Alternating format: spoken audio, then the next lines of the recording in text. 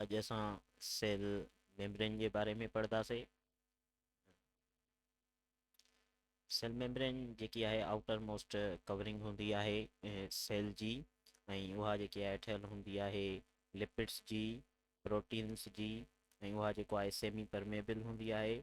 असां semi permeable अहिड़ी membrane खे चवंदा आहियूं जेका कुझु शयुनि खे सिर्फ़ु अलो करे उन्हनि खे इंटर करणु दाख़िल ॾियणु छॾे, सेल जे अंदरि उन्हनि खे दाख़िल थियणु छॾे, ऐं कुझु शयुनि खे जेको आहे ॿाहिरि निकिरणु छॾे। यानी कि उहा टोटली हिकिड़ी फ्रीली मेम्ब्रेन नाहे हूंदी जो ओवरऑल जेकी बि शइ अचे उन्हनि मां जेको आहे क्रॉस करे वञे, या जेके बि शयूं आहिनि उहे डायरेक्टली जेके आहिनि ॿाहिरि निकिरी वञनि। अहिड़ी तरह सां जेके आहिनि सेल पंहिंजो पोइ फंक्शंस जेके आहे उहो परफॉर्म न करे सघंदो। ऐं इन खे असां जेको आहे प्लाज़्मा मेम्ब्रेन बि चवंदा आहियूं।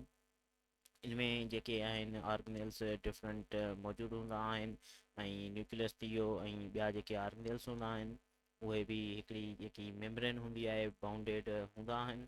ऐं सेल मेम्ब्रेन जेकी आहे उहा तक़रीबन 7.5 नैनोमीटर जेको आहे थिक हूंदी आहे। इनमें जेके लिपिड्स हूंदा आहिनि उन्हनि लिपिड्स में वरी फास्फोलिपिड्स जेके थी विया जिन जी सेल मेम्ब्रेन ठहियलु हूंदी आहे उन जा वरी डिफरेंट टाइप्स थींदा आहिनि। जीअं फास्फेट डाइल कोलिन थी वियो, जीअं फास्फेटी डाइल सीरिन थी वियो, ऐं जीअं फास्फेटी डाइल इथेनोल अमाइन थी वियो। ऐं उन खां अलावा जेके फास्फेट मालिक्यूल हूंदा आहिनि उन्हनि जा ॿ जेके आहिनि अॻिते हली मां तव्हांखे तस्वीरुनि में ॾेखारींदुसि। हिकिड़ो जेको आहे हेड उन्हनि जो रीजन हूंदो आहे, हिसो हूंदो आहे, ऐं उन खे असां जेको आहे हाइड्रोफिलिक चवंदा आहियूं। ऐं ॿियो जेको आहे टेल रीजन हूंदी आहे जंहिंखे असां हाइड्रोफोबिक रीजन चवंदा आहियूं। ऐं उन खां अलावा जीअं फास्फोलिपिड जूं जेके इहे माना ॿई प्रॉपर्टीज़ हुजनि जंहिं शइ में, त असां उन्हनि खे जेको आहे एम्फीपैथिक मालिक्यूल चवंदा आहियूं। सेल मेम्ब्रेन में प्रोटीन्स थी विया, प्रोटीन्स खां पोइ जेके आहिनि लिपिड्स थी विया, उन्हनि खां अलावा हिकिड़ी ॿी जेको आहे क़िस्म जी जेको आहे स्फिंगोलिपिड्स मौजूदु हूंदा आहिनि। उन्हनि स्फिंगोलिपिड्स जा वरी डिफरेंट टाइप्स आहिनि। ग्लाइको स्फिंगोलिपिड्स जीअं थी वियो, स्फिंगोमाइलिन थी वियो, ऐं कोलेस्ट्रॉल थी वियो। ऐं कोलेस्ट्रॉल में सां गॾोगॾु फास्फोलिपिड्स ऐं फास्फेटी डाइल कोलिन थी विया, इहे मौजूदु हूंदा आहिनि सेल मेम्ब्रेन जे स्ट्रक्चर में।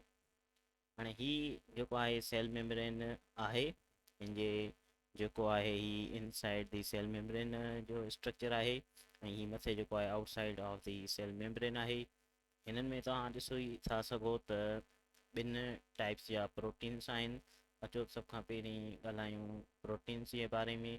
ॿिनि टाइप्स जा प्रोटीन थींदा आहिनि सेल मेम्ब्रेन में, ऐं उन जा फंक्शन्स असां अॻिते हली बयानु कंदासीं। हिकिड़ा हूंदा आहिनि पेरीफेरल प्रोटीन। हिकिड़ी ॻाल्हि यादि रखे छॾो त पेरीफेरल प्रोटीन असां उन्हनि प्रोटीन्स खे चवंदा आहियूं जेके सिर्फ़ु वन साइडेड हिकिड़े ई पासे सेल मेम्ब्रेन जे मौजूदु हुजनि, या त उहे इनसाइड दी सेल हुजनि, या त उहे जेके आहिनि आउटसाइड दी सेल मेम्ब्रेन यानी कि उनजे मथां मौजूदु हुजनि। ऐं उन खां पोइ जेकी ॿी टाइप थींदी आहे उन खे असां चवंदा आहियूं इंटीग्रल प्रोटीन असां चवंदा आहियूं। ऐं इंटीग्रल प्रोटीन जेको तव्हां स्ट्रक्चर ॾिसंदो उहे ओवरऑल सेल मेम्ब्रेन में यानी कि हूंदा आहिनि। हे तव्हां ॾिसो था इहे जेके आहिनि ओवरऑल सेल मेम्ब्रेन में हुजनि, त असां इन्हनि खे जेको आहे इंटीग्रल प्रोटीन चवंदा आहियूं। ऐं उनखां पोइ हीअ जेके आहे फास्फोलिपिड जेकी आहे उहा बाए लेयर आहे। इन जी जेको आहे ही सेंटर आहे विच, इन खे असां हाइड्रोफोबिक चवंदा आहियूं। हिन जेको सेंटर आहे इन खे असां हाइड्रोफोबिक इन जे करे चवंदा आहियूं छाकाणि हीअ जेको फास्फोलिपिड जो जेको हिसो आहे उहो ठहियलु जेकी टेल हूंदी आहे उहा फैटी एसिड जी ठहियलु हूंदी आहे, ऐं इहा जेको आहे वाटर खे रिपेल कंदी आहे, वाटर खे जेको आहे सेल जे अंदरि दाख़िल थियण खां रोकींदी आहे। ऐं इनजे करे जेको आहे हिन हिसे खे हाइड्रोफोबिक चयो वेंदो आहे।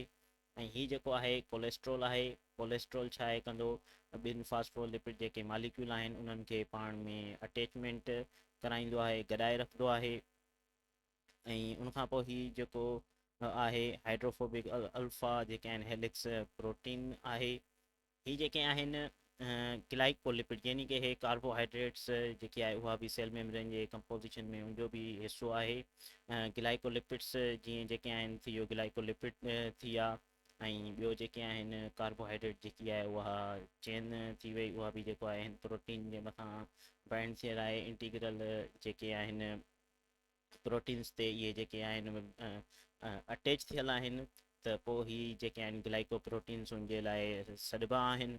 ऐं उन खां पोइ वरी कुझु जेके आहिनि ग्लाइको कैलेक्स बि हूंदा आहिनि। ग्लाइको कैलेक्स जेकी आउटर मोस्ट लेयर हूंदी आहे सेल मेम्ब्रेन जी, उन खे नेगेटिव चार्ज प्रोवाइड कंदा आहिनि।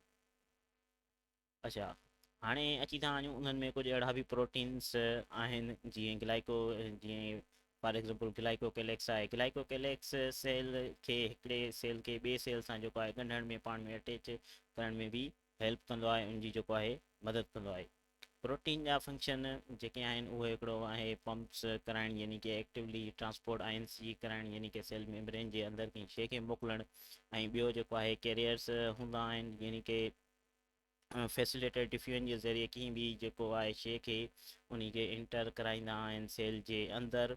ऐं उन खां अलावा आयन चैनल्स थी विया, ऐं इहे जॾहिं एक्टिवेटेड थींदा आहिनि त इहे कंहिं बि शइ खे, यानी कि इन्हनि जे ज़रिए का बि जेकी आहे मालिक्यूल आहे उहो इंटर थींदो आहे सेल जे अंदरि, ऐं सेल खां ॿाहिरि जेको आहे निकिरंदो आहे। ऐं इहे ई प्रोटीन्स वरी इन्हनि जो ई फंक्शन जेको हूंदो आहे इंटीग्रल प्रोटीन्स जो, उहे रिसेप्टर्स जे तौर ते बि कमु कंदा आहिनि। ऐं उन खां अलावा इहे जेके प्रोटीन आहिनि उहे साॻियो ई इंज़ाइम्स जे तौर ते बि कमु कंदा आहिनि। ऐं हीअ जेको आहे इहा प्रोटीन जी लिंकेजिस आहिनि, त आख़िरकार इहा सेल मेम्ब्रेन जा जेके आहिनि हाइड्रोफोबिक थी वियो या हाइड्रोफिलिक, उहे जेके आहिनि हिक ॿिए सां कनेक्टेड कीअं आहिनि। हीअ जेको आहे उन्हनि जो केमिकल जेको आहे स्ट्रक्चर आहे, जीअं protein linkages to the membrane lipids थी वियो। ही जेके आहिनि जीपी आहे एंकर आहिनि, जेके प्रोटीन खे पाण सां हिकु ॿिए सां अटैच कंदा आहिनि। ग्लाइको सिल फास्फेटी डाइलिनोसाइटोल, इहे थी विया जेके इन्हनि खे जेके आहिनि ॻंढींदा आहिनि प्रोटीन्स खे हिक ॿिए सां। तव्हां उमेदु आहे तव्हांखे वीडियो ॾाढी वणी हूंदी। तव्हां सभिनि जी महिरबानी। हीउ जेको असां मवादु आहे उहो केनन जे बुक मेडिकल बुक तां असां वरितो आहे। Thank U.